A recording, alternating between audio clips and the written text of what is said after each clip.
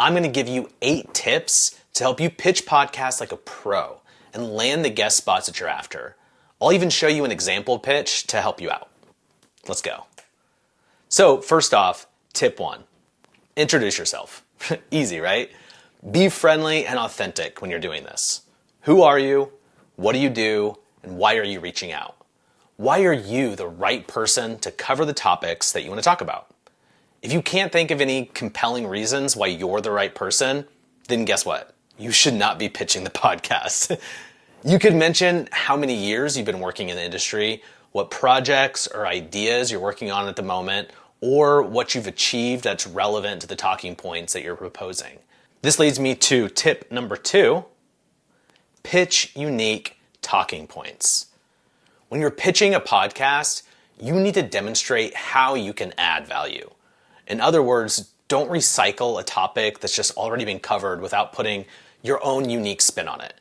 Instead, put forward 3 unique talking points. Each of them should be boiled down to one short sentence that can go in bullet point form. Your talking points could be what we call a content gap, which means that it hasn't been covered yet on the show, or it could be an alternative perspective or spin on a topic that has been covered already. Make sure that your ideas fit in with the overall theme of the podcast and appeal to the audience. And of course, make sure that whatever you're proposing aligns with your expertise. Finding shows where you can actually add value is absolutely vital to getting positive pitch responses. So I've dropped a few links in the description to help you nail that.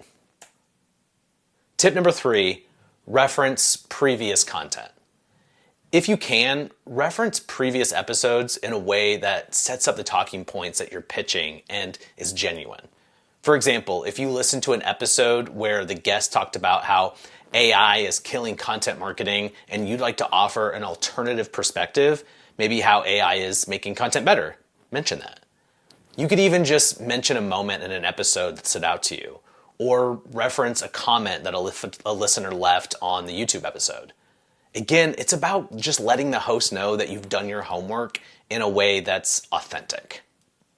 Tip number 4, attach a one-sheet. A one-sheet is a one-page document that you can attach to your email so the host can easily find out more about you if they're interested. It includes more info on your background, achievements, past guest appearances, website, social media links, and follower stats. It's better to keep your pitch to just a max of around 200 words and really personalize the heck out of it, and then just attach a one sheet than to write an essay where you include all of this more generic info in the body of the email. Keep that email short. Nobody wants to receive an email that's just full of links, right? I'd encourage you to check out the links in the description if this is the first time you've heard about one sheets or don't know how to make one. Up next, tip number 5, use the host's name. Everybody loves hearing their own name, right? It should be obvious, but you'd be surprised how many guests overlook this. Hosts have built up this kind of immunity to generic pitches, and nothing shows that you haven't bothered to do your homework more than an email that starts with, "Hey there," or "Hello." And podcasts are all about relationships, authenticity, and connection. So you should embody that during the whole podcast guesting process, from outreach all the way to recording and beyond.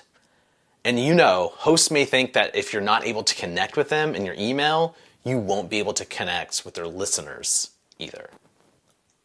Tip number 6, tailor your subject line. There's no need to reinvent the wheel here by coming up with a witty pun or anything like that. It needs to feel personal and relevant to the host. So something like this is a good start.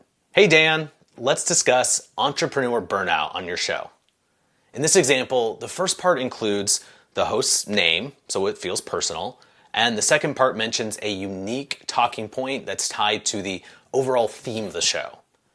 Stick to this simple formula of personal plus relevant, and you will be light years ahead of other guests who are pitching the exact same show.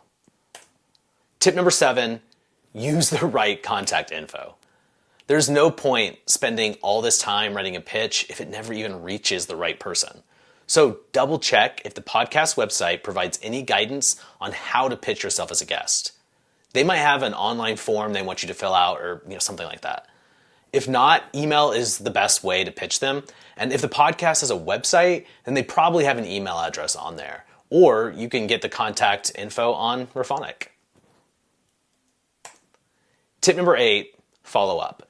If you pitch them via email and haven't received a response within a week, get in touch again and refer to your previous email. Forward it to them and let them know that you're still interested in being a guest on their show. If you filled out an online form, they might have said they'll get back to you within a specific time frame.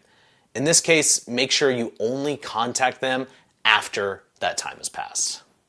And there you have it, 8 tips to help you pitch podcasts like a pro and land more guest interviews. If you want, you can pause right here to see an example podcast guest pitch. If you're looking to book more podcast guest spots or need some data to help you find the right shows, don't forget to check out Rephonic's free trial. It's a database of over 3 million shows with listener numbers, social outreach, contact information, and loads more stuff. The link is in the description. Catch you next time.